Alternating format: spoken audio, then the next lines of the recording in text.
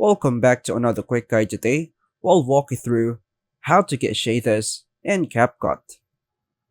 You can create shader effects in CapCut using overlays on blend modes. Here's how to do it. Open CapCut and start a new project. Add the video you want to apply shaders by tapping on it and hit Add. Add a shader overlay. In CapCut, tap Overlay, then hit Add Overlay.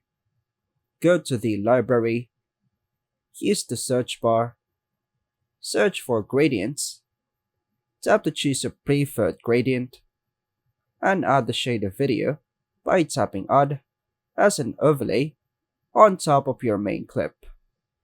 Apply blend mode. Choose the shader overlay, tap Splice, and choose a blend mode. So I choose Dodge to merge the shader with your video.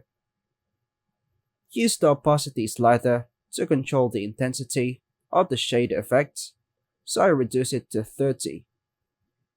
Next, adjust the size and position of the overlay to fit your video frame. And that's all for now folks. Thanks for watching.